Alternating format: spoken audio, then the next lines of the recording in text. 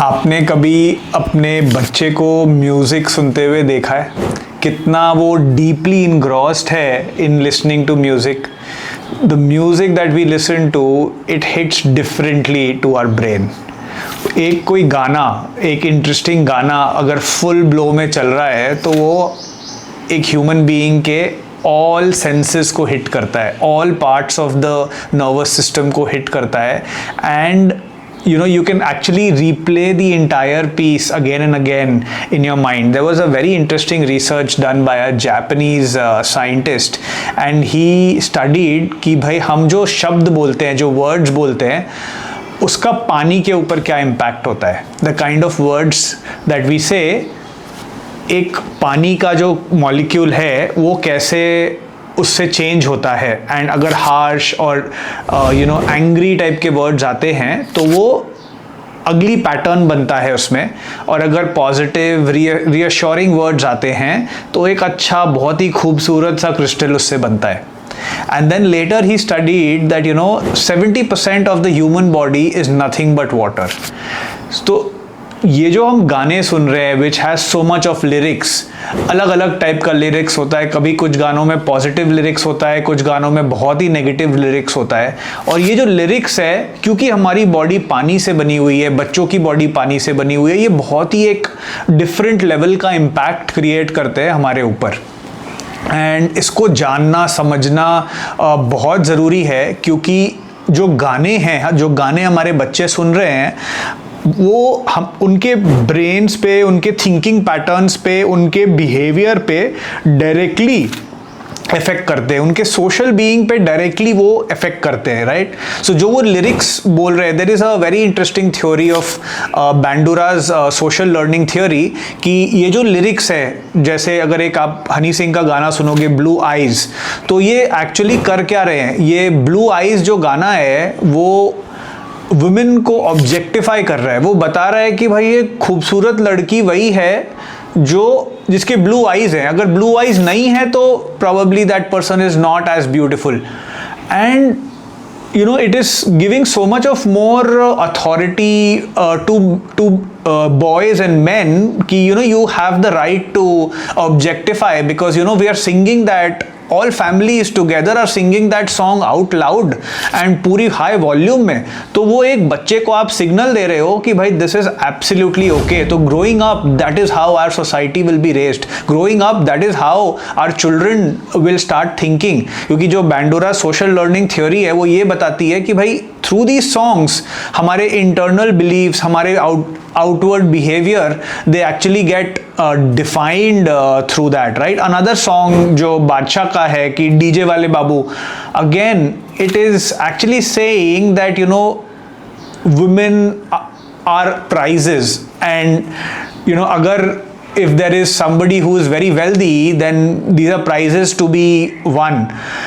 और ये जो गाने हैं आजकल के, and some of these very bad lyrics जो बहुत ही ख़राब इन्फ्लुएंस करते हैं हमारे बच्चों के ऊपर, ये पूरी तरीके से बच्चों के दिमाग में एक जेंडर बायस क्रिएट कर देते हैं, where they are saying that men, they have to earn a lot of money, they have to earn fame, that is their way of power, that is their way of getting noticed socially in society. ये एक subconscious programming हो जाती है हमारे बच्चों में. And for women, for girls, there is these songs create that they have to work on their appearances. अगर उनका appearance अच्छा नहीं है, अगर if they are not गोरे नहीं दिख रहे हैं, या they don't have amazing hair, they don't have great nails, then they won't be regarded in a social setting. और आप वो देख रहे हैं, आज हम और आप देख रहे हैं कि भाई ये same social behavior हमारे बच्चों के ऊपर influence हो रहा है. This is nothing but actually coming from the songs that we are listening to as a society.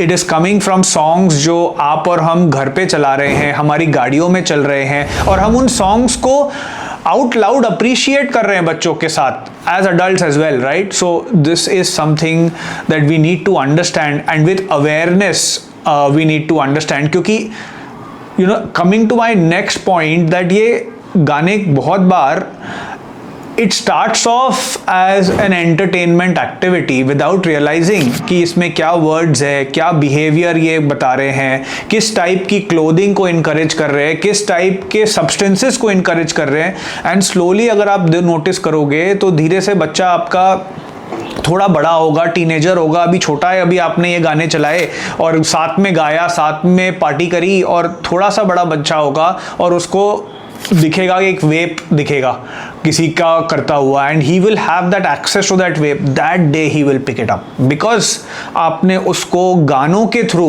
उसको बहुत ही ओके कर दिया है to have something where there is smoke coming out, right. हमने अल्कोहल को ओके कर दिया है। कितने गाने हम सुनते हैं जिसमें दारू is a word that is being used, जिसमें 4 bottle vodka, these are songs that we shout out loud, and ये पूरी तरीके से हमारे thought process, behavior और चीज़ों को normalize कर देता है। Now that normalization will actually will make our children pick up those substances when they become that age, when they see that substance in their environment, कहीं ना कहीं जब वो बड़े होंगे तो वो उनको दिखेगा, और क्योंकि उनको वो दिख रहा है और पहले हमने ये गानों को अप्रिशिएट किया है, they will feel कि भाई it's okay to absolutely try, I have consensus because my parents have appreciated this song with me when I was younger and we've all sung it together, right?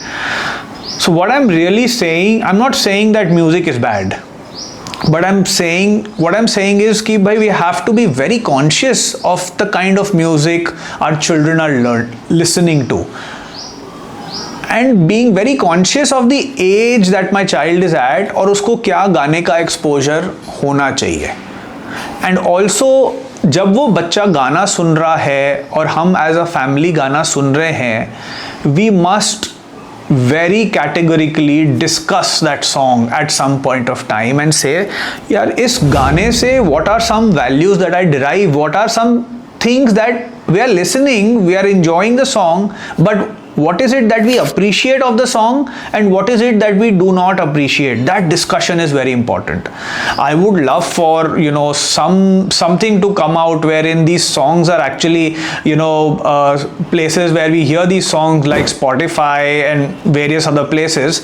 There is at least a label that this song is a certain age criteria के ऊपर के ही बच्चों ने सुनना चाहिए, right? Very very important if that can happen, if something can happen there. Because otherwise we are unknowingly creating a society which is appreciating the wrong things, and that's happening only and only through our songs.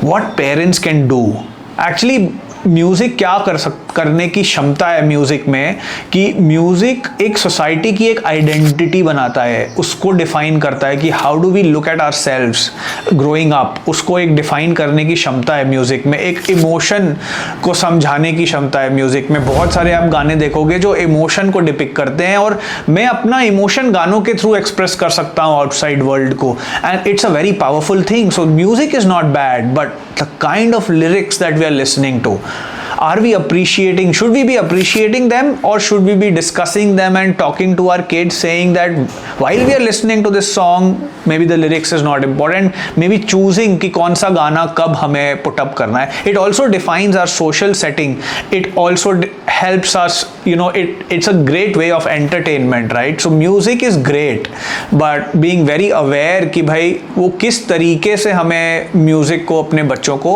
Access देना है, that is very very important. What parents can do, again, that listen to that song, discuss that song, right, and also make aware, बच्चों को ये पता होना चाहिए कि भाई ये एक म्यूजिक किस वैल्यूज को प्रमोट कर रहा है।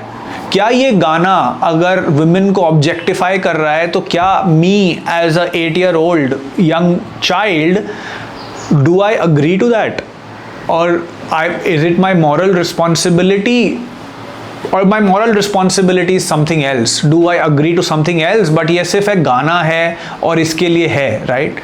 These conversations are a must, should happen in the classrooms, should happen on dining tables, should happen at homes, so that we are not raising a generation unconsciously, because music defines our social behavior. do read about the Bandura's social learning theory, and it'll tell you how important this is.